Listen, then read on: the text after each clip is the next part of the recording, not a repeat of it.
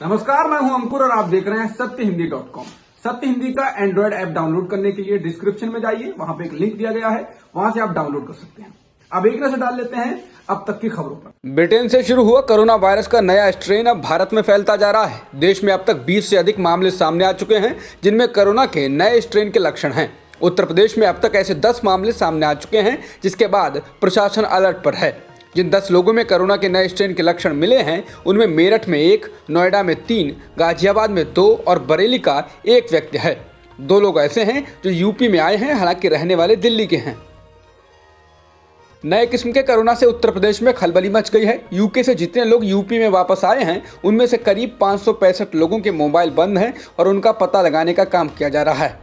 UP में अब तक यूके से लौटे 950 लोगों की जांच की जा चुकी है, जबकि अन्य की तलाश की जा रही है। ब्रिटेन से भारत लौटे लोगों में नए किस्म के कोरोना के बढ़ते मामलों के बीच सरकार ने ब्रिटेन की उड़ानों पर प्रतिबंध 7 जनवरी तक के लिए बढ़ा दिया है। पहले 23 दिसंबर से 31 दिसंबर तक प्रतिबंध लगाया गया था। यूके यानी ब्रिटेन ने ऑक्सफोर्ड की कोरोना वैक्सीन को इस्तेमाल करने की मंजूरी दे दी है। कुछ दिनों में ही ब्रिटेन में लोगों को ऑक्सफोर्ड एस्ट्राजेनेका की कोरोना वैक्सीन की खुराक लगनी शुरू हो जाएगी। ब्रिटेन की मंजूरी के बाद भारत में उम्मीदें बढ़ गई हैं, क्योंकि यहां इस्तेमाल के लिए अप्रूवल की लाइन में ऑक्सफोर्ड की कोरोना की वैक्सीन सबसे आगे है। ब्रिटेन ने यह दूसरी वैक्सीन है जिसके इस्तेमाल को मंजूरी दी है। इससे पहले फाइजर बायोनटेक को भी मंजूरी दी जा चुकी है। नए कृषि कानूनों पर किसानों और सरकार के बीच जारी गतिरोध के बीच आज 2 बजे से फिर से वार्ता होगी। किसान विज्ञान भवन पहुंच चुके हैं, लेकिन इस वार्ता से पहले किसान संगठनों ने साफ कर दिया है कि वह नए कृषि कानूनों को रद्द करने और एमएसपी की कानूनी गारंटी देने के तौर तरीकों सहित सिर्फ 4 मुद्दों पर ही बात करेंगे। किसानों का यह अंदाज बिल्कुल सरकार के उस रवैये की तरह है जिसमें 2 दिन पहले ही कृषि मंत्री ने कहा था कि कोई भी ताकत प्रधानमंत्री मोदी पर दबाव और प्रभाव नहीं डाल सकती है। कृषि कानूनों के खिलाफ चल रहे किसान आंदोलन के बीच हरियाणा के 7 शहरों के स्थानीय निकाय चुनाव के नतीजे आने शुरू हो चुके हैं। सोनीपत नगर निगम चुनाव में बीजेपी को झटका लगा है और कांग्रेस उम्मीदवार निखिल मदान ने बीजेपी के ललित बत्रा को हरा दिया है। इसके अलावा अंबाला नगर निगम चुनाव में भी हरियाणा जनचेतना पार्टी की शक्ति रानी ने बीजेपी प्रत्याशी डॉक्टर वंदना शर्मा को हरा दिया है। उकलाना नगर पालिका अध्यक्ष पद पर निर्दलीय प्रत्याशी सुशील साहू जीत गए हैं। उन्होंने अपने निकटतम प्रतिद्वंदी जजपा के महेंद्र को 419 वोटों से हराया है। वहीं पंचकुला में बीजेपी ने कांग्रेस पर करीब 4000 वोटों से बढ़त बनाई हुई है। भारत चीन सीमा पर जारी गतिरोध को लेकर केंद्रीय रक्षा मंत्री राजनाथ सिंह ने कहा है कि एलएसी पर गतिरोध को हल करने के लिए चीन के साथ कूटनीतिक और सैन्य स्तर की वार्ता से कोई सार्थक समाधान नहीं निकला है। हम सभी देशों के साथ शांतिपूर्ण संबंध बनाए रखना चाहते हैं। 2020 में जो बॉर्डर पर हुआ, क्या वो चीन पाक की मिलीभगत थी? इस पर जब राजनाथ सिंह से सवाल पूछा गया तो उन्होंने कहा कि मैं इस पर कुछ नहीं कहना चाहता, लेकिन जो हमें छेड़ेगा उसे हम छोड़ेंगे नहीं।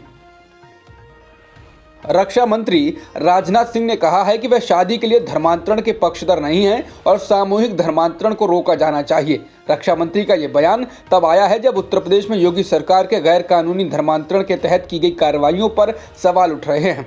एक दिन पहले ही 104 रिटायर्ड आईएएस अफसरों ने उत्तर प्रदेश के मुख्यमंत्री योगी आदित्यनाथ को चिट्ठी लिखकर कहा है कि राज्य नफरत, विभाजन और कट्टरता की राजनीति का केंद्र बन गया है। चिट्ठी लिखने वालों में पूर्व राष्ट्रीय सुरक्षा सलाहकार शिवशंकर मेनन, पूर्व विदेश सचिव निरुपमा राव और प्रधानमंत्री के पूर्व सलाहकार टीके नैयर जैसे लोग शामिल हैं।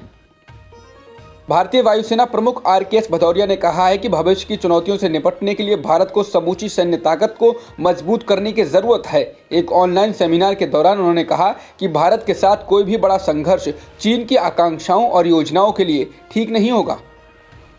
भारत में बीते 24 घंटों में 20,550 नए कोरोना संक्रमण के मामले सामने आए हैं, जिसके बाद कुल मामलों की संख्या 1 करोड़ 2 लाख से अधिक हो गई है। वहीं बीते 24 घंटों में कोरोना के कारण 286 लोगों की मौत भी हुई है। इसके बाद भारत में कोरोना के कारण मौतों का आंकड़ा 1,48,000 के पार हो गया है। वहीं एक्टिव मामले 2,65,000 से अधिक है। अमेरिका में भी नए किस्म के कोरोना वायरस की पुष्टि हो गई है। यहाँ एक 20 वर्षीय शख्स इस नए वेरिएंट से संक्रमित पाया गया है। बताया गया है शख्स ने हाल में कोई यात्रा नहीं की है और स्थानीय प्रशासन ने उन्हें फिलहाल आइसोलेशन में रखा है। वहीं अमेरिका के नवनिर्वाचित राष्ट्रपति जो बाइडेन ने कोविड वैक्सीन के वितरण को लेकर अमेरिकी राष्ट्रपति डोनाल्ड ट्रंप की आलोचना की है। उन्होंने कहा है कि कोविड वैक्सीन बांटे जाने का कार्यक्रम अपने तय समय से पीछे चल रहा है। ब्रिटेन के वैज्ञानिकों ने एक अध्ययन के बाद पाया है कि कोरोना वायरस के नए वेरिएंट से होने वाली समस्याएं पहले की तुलना में ज्यादा गंभीर नहीं हैं, लगभग एक जैसी ही हैं। इस नए अध्ययन में वैज्ञानिकों ने 1700 से ज्यादा लोगों के बीच एक तुलनात्मक अध्ययन किया जिनके नए कोरोना वायरस के वेरिएंट से संक्रमित होने की पुष्टि हुई थी। वैज्ञानिकों का कहना है कि कोरोना वायरस के नए वेरिएंट और पुराने वेरिएंट से संक्रमित लोगों के अस्पताल में भर्ती कराए जाने को लेकर कोई खास अंतर नहीं है। यानी कोरोना के नए वेरिएंट से संक्रमित उतने ही लोगों को गंभीर लक्षणों का सामना करना पड़ा जितना पहले किया गया था। हालांकि ये पहले वाले कोरोना से काफी अधिक तेजी से फैलता है। अब तक की खबरों में इतना ही। बाकी खबरों के लिए बने रहिए सत्यहिंदी.com के साथ। सत्य हिंदी का ऐप डाउनलोड करें गूगल प्ले स्टोर पर।